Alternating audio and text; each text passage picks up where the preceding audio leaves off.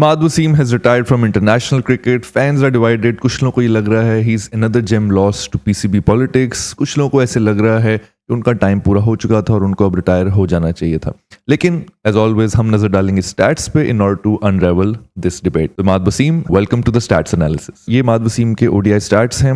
Debut किया उन्होंने 2015 में और ये क्वेश्चन मार्क है मेरे लिए कि उनका लास्ट वनडे इंटरनेशनल जो था वो 2020 में था. तो इसमें बहुत से र्यूमर्स हैं, बहुत सी डिबेट्स हैं कि क्या इमाद वसीम जो हैं उन बाबर आजम की पॉलिटिक्स के अंदर अपेरेंटली आ गए. बहुत से लोगों को ऐसे लग रहा है कि दोस्ती यारी में बाबर आजम ने उनको सेलेक्ट नहीं किया. बस इस चीज़ पे भी हम नज़र डालेंगे.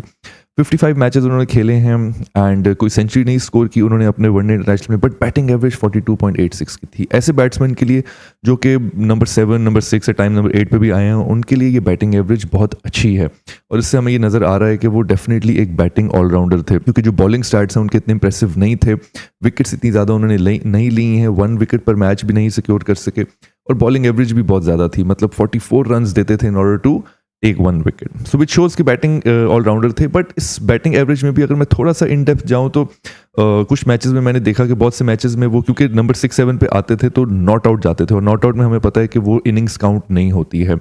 एंड एक और जो प्रॉब्लम थी उनकी बैटिंग में वो ये थी कि बैटिंग फर्स्ट में तो उनकी परफॉर्मेंस अच्छी थी, आके जो है वो बोर्ड के ऊपर जो है स्कोर डाल देते थे. Eight times higher strike rate के साथ जो हैं वो 6s 4 स्कोर करके तो थोड़ा सा वो 19, 20, 25 रन जो हैं वो ऐड कर देते थे टोटल में. बट बैटिंग सेकंड में जो है वो उनकी एवरेज इससे भी कम थी और बैटिंग सेकंड में जो उनकी एवरेज थी वो अराउंड 32 थी. तो जब बैट सेकंड करते थे तो परफॉर्मेंस इतनी अच्छी नहीं रही. कुछ मैचेस में नॉट आउट रहे हैं जिसकी वजह से बैटिंग एवरेज ज़्यादा शो करी है. But no doubt where credit is due, कुछ बहुत अच्छी इंपैक्टफुल इनिंग्स उन्होंने खेली हैं जहाँ पे बहुत ज़रूरत थी स्कोर ऐड करने की, रन्स में उन्होंने वहाँ पर किया है.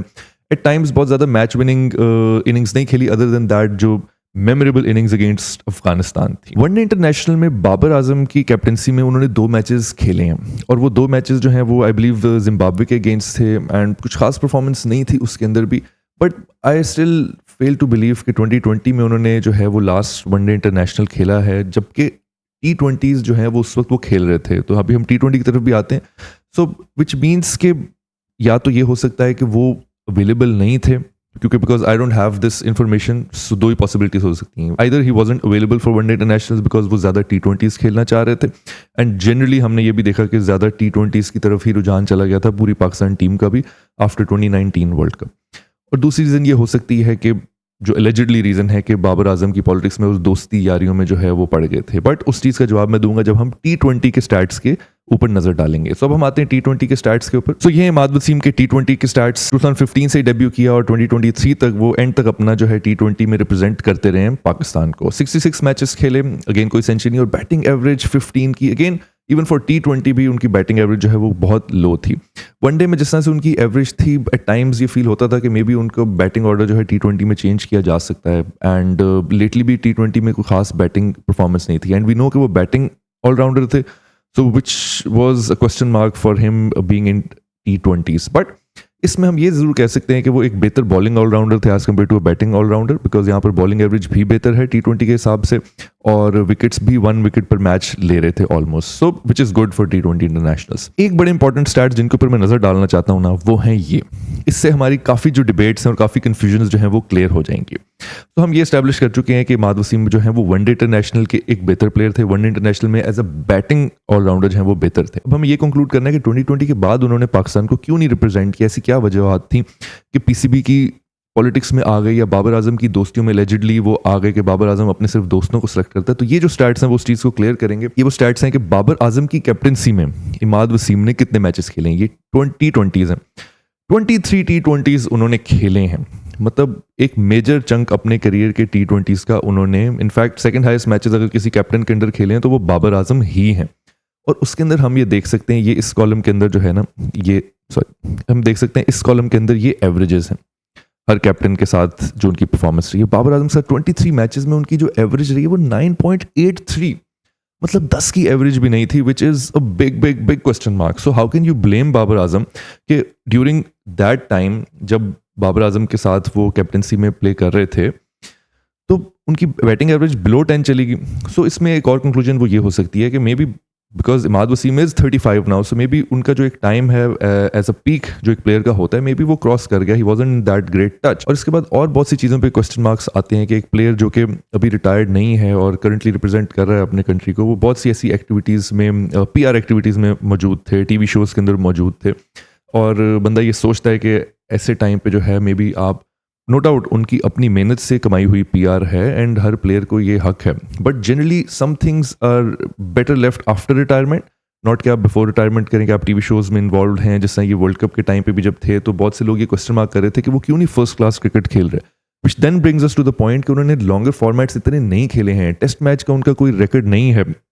So maybe instead of blaming others, या मे बी इंस्टेड के हम पॉलिटिक्स में चलेंगे, बहुत से लोग पॉलिटिक्स का हिस्सा बने हैं, हम ये चीज़ इस्टेब्लिश कर चुके हैं कि पाकिस्तान की क्रिकेट जो है वो पॉलिटिक्स से भरी और ये पॉलिटिक्स कहीं नहीं जानी, so you have to fight that and you have to fight your way back. हमने सरफराज को देखा, सैफी जो है वो एक बहुत बड़ी एग्जाम्पल है, how he has made his way back, he has fought hard, he never gave up. ऐसे और भी प्लेयर्स हैं, तो maybe Imad Wasim could have chosen that path, but unfortunately अभी तक स्टैट से ये पता चल रहा है कि T20 में उनकी फॉर्म जो है lately, specially under Babar Azam captaincy, वो कम हो गई। जो लोग ये कह रहे हैं कि बाबर आजम ने दोस्तियों यारियों में कर दिया, बाबर आजम के साथ ही सबसे ज़्यादा मैचेस उन्होंने खेले हैं और परफॉर्म ही नहीं किया है, तो बाबर आजम किस बेसिस पे उनको सेलेक्ट कर ले? अगर ऐसे स्टैट्स के ऊपर बाबर आजम सेलेक्ट कर लेते तो फिर कहना था जी इमाद वसीम जो है वो बाबर आजम के बड़े अच्छे दोस्त ने इसलिए सेलेक्ट कर लिया।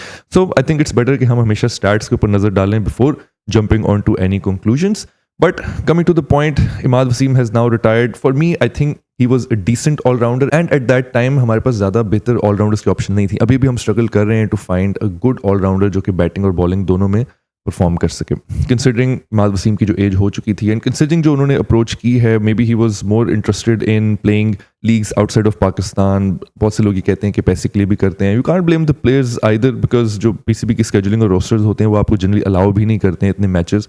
सो I think maybe it was for the best and not a major loss to PCB. It would have been great अगर वो रुकते, फर्स्ट क्लास क्रिकेट खेलते एंड दोबारा से कम बैक करने की कोशिश करते, बिकॉज अभी भी जरूरत है ऑलराउंडर्स की। But I guess that's what Imad Wasim thought was best. Anyway, that's it from today. I will see you guys in the next one. तब तक के लिए अल्लाह हाफिज।